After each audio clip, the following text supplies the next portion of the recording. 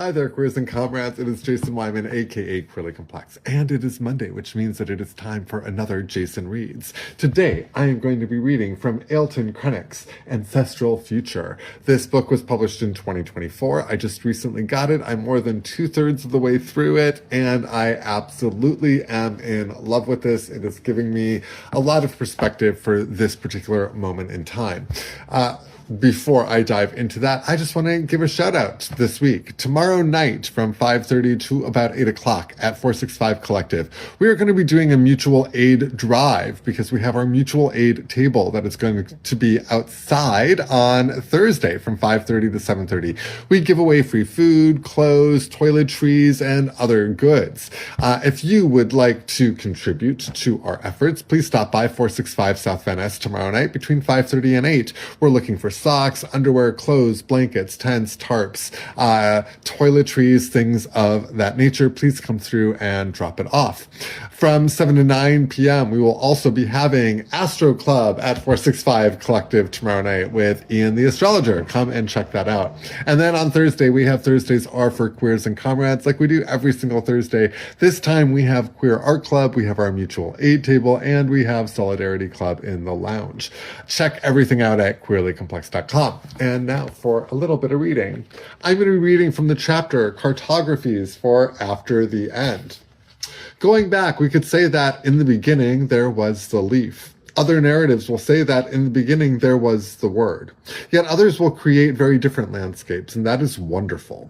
Among so many worlds, I feel particularly touched by the stories that bring us closer to the beings invisible to the clouded eyes of those who cannot walk on earth with the joy we should imprint in every gesture, in every breath. Indigenous ancestors said that when we placed a mast on the ground to perform our rituals, it marked the center of the world. It's magical that the center can be in so many places. But which world are we talking about? Because when we say world, we usually think of this one, a world, in constant dispute triggered by a management that has metastasized capitalism, which some already call the capitalocene. The challenge I propose here is to imagine cartographies, layers of worlds in which the narratives are so diverse that we don't have to come to blows when evoking different creation stories. It's wonderful that these memories still exist in the traditions of hundreds of people, whether in the Americas, Africa, Asia. These narratives are gifts that are continuously offered to us, and it's so beautiful that they give meaning to the unique experiences of each group of people in different contexts, experiencing life on this planet. For some time, despite always thinking from where I am, by the side of this river, when I extend my gaze to other places on Earth, the dreamt cartographies I see include the fantastic image of an astronaut who, looking down from space, exclaimed, "The Earth is blue." The planet is indeed marvelous, and it is embraced in various indigenous traditions, from Tierra del Fuego to Alaska, by a poetics permeated with maternal significance. Our Guarani relatives from the Atlantic forests, from this seaside border, they call Ne'er, the place that produces life, perceive the region as both a landscape and an incessant source of life.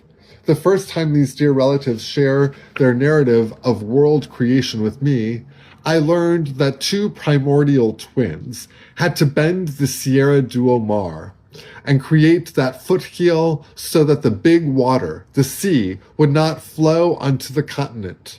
I found the story beautiful, as it explains the topography, the formation of mountains, valleys, and bodies of water they inhabit.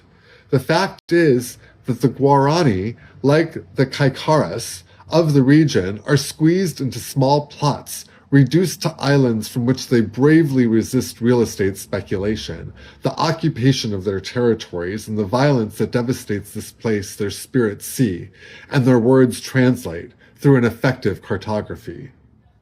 The Tikmu'un, also known as Machakali, who are here in the Valley du Mukuri, neighbors of the Doce River, speak beautifully about this land from which they were dispossessed.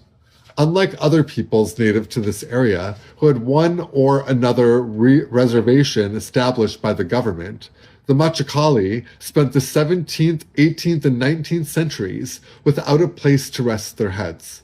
But now they've decided to occupy an ancient territory their narratives talk about, and these folks are capable of restoring the entire fauna and flora of that place where there are almost no more animals and plants. Amidst the desert of pastures that the region has become during the 20th century, the Machakali can see the forest and evoke the names of all the insects, reptiles, birds, venomous animals, plants, and fungi that existed there, pointing out each one's place in the landscape. Any scholar would be amazed by this inventory and their ability to restore the presence of beings that have already become extinct in this land. The Machakali are there, representing this whole gradient of life. In the midst of a farming culture, they can see a territory full of spirits and speak with the invisible world. A people like this, even when dispossessed of everything and without even having ground to stand on, can still recreate a place to inhabit. When I think about the movement of the Watsu, I perceive its power. A body of water on the surface that has the capacity to dive into the earth in search of deep aquifers and to reshape its path when under attack. Thus, it teaches us to avoid further damage. In this so-called capitalocene that we're experiencing, there won't be any places on earth left untouched, just like the body of this river devastated by mud. Mud will reach every corner of the planet, just as polymers and microplastics can reach the belly of every fish in the ocean. Why must these animals carry these substances within their light and beautiful bone structures? An expert in the field told me that microplastics travel through our bodies and can already be found in newborn babies. I found this scandalous. But we cannot surrender to the doomsday narrative that haunts us because it serves to make us give up on our dreams, and within our dreams lie the memories of the earth and our ancestors. We are living in a world in which we are forced to delve deep into the earth to be able to recreate possible worlds. However, in narratives where only humans act, this centrality silences all other presences. They make attempts to silence the encantados, enchanted ones, reducing the spiritual life to mimicry, suppressing the experience of bodies and communion with leaves, lichen, water, wind, fire, with everything that activates our transcendent power and surpasses the mediocrity to which humans have reduced themselves. This is offensive to me. Humans are accepting the humiliating condition of consuming the earth. The Orishas, as well as the indigenous ancestors and those of other traditions, created worlds where we could experience life and sing and dance. But it seems that the will of capital is to impoverish existence. Capitalism wants a grim and monotonous world where we operate like robots. We cannot accept that. Again, this is from Ailton Krenak's Ancestral Future, published in 2024. My name is Jason Wyman, also known as Queerly Complex. Follow me at Queerly Complex on social media and find out everything at queerlycomplex.com. Ciao, y'all.